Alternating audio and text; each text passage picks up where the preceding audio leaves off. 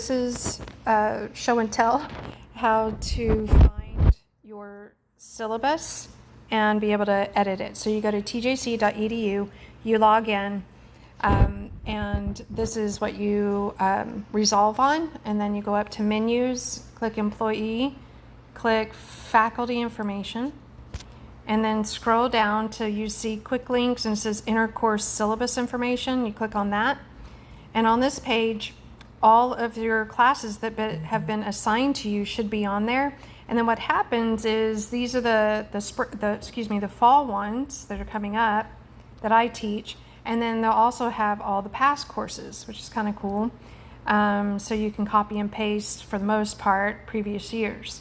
If you don't have previous years, then let me know and I will get them to give you access to that. So next time you come to this page, past courses, it'll show up, because I don't want you to have to type all of this from scratch. That would be difficult. So once you're here, let's just use contracts and forms, and then you're gonna say syllabus and edit.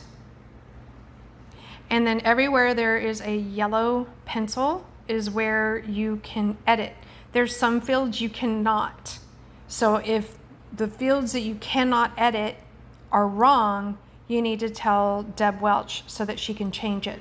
So you'll see the meeting times, where you're meeting, what days of the week. It's pretty cool. So all of that should not be available to edit. And then you come down to course description, and you'll find that in the previous syllabus. So don't just wing it and come up with something. Same thing with outcomes. Those are all predetermined. And then textbooks, you can click the yellow X, and right up the top, you can type in what textbook it is, and then you would say save. It's also going to ask you if you put in, this is where I like to put the textbooks. It says the title, the author, the publisher, the edition, the ISBN number.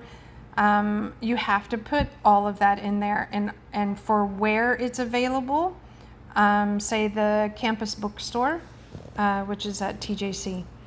Make sure you get all of that correct so that they know what book to buy. And then you have required other materials.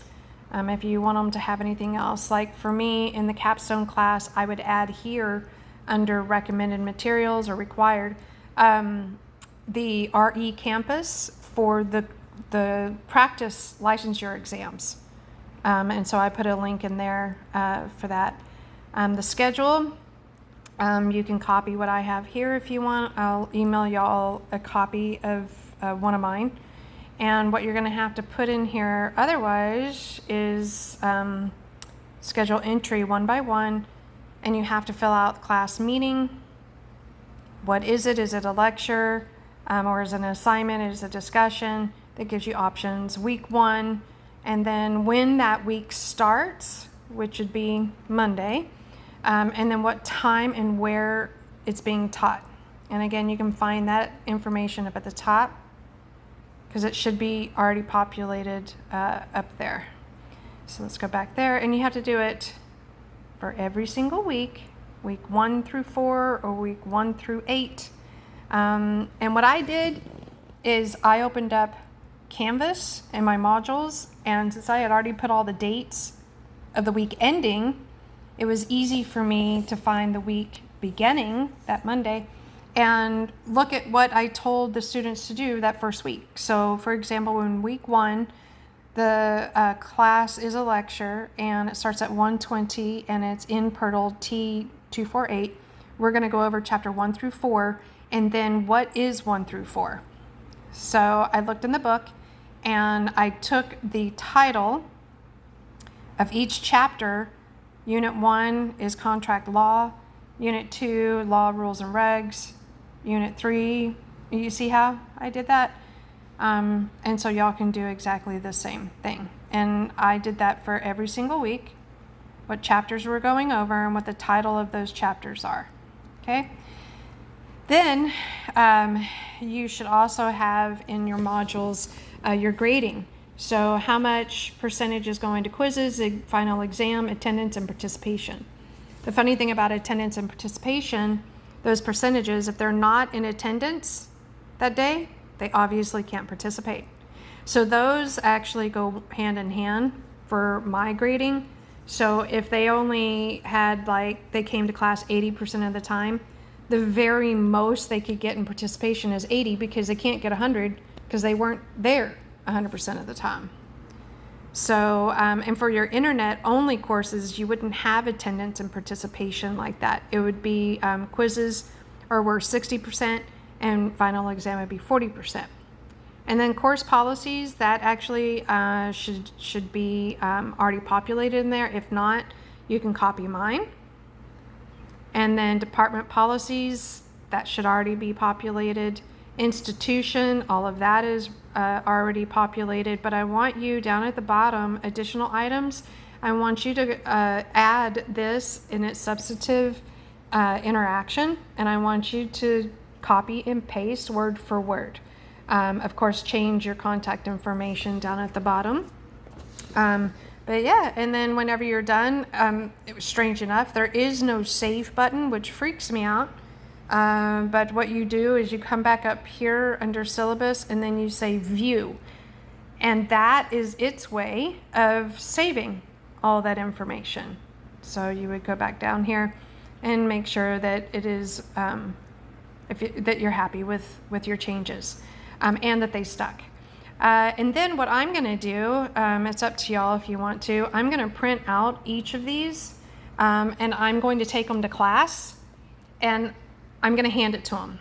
And I'm going to tell them, please do not insult me, and call me or text me and tell me you're not coming to class, and if they're going to miss anything.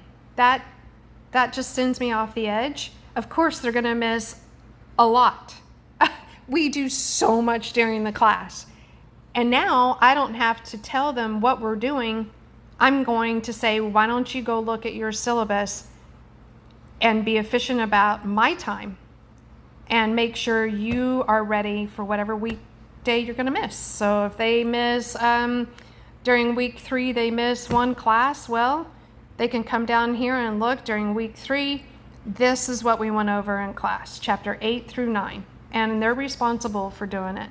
One thing that I like to do for my students to get them to come to class is I make sure that I give out, and I don't record this for any Zoom recordings or anything like that. So it's special. It's like a gift for them coming to class. I will give them a contractor's telephone number that I've really enjoyed working with. You know how valuable that is? It's our database. They're tried and true contractors, or lenders, or home inspectors, and I usually give 2 or 3, so I'm not pigeonholing any or steering anybody into any particular contractor, but I only give that out during class. And so, and I will not share that information if they miss class. So that's just a little something that I do.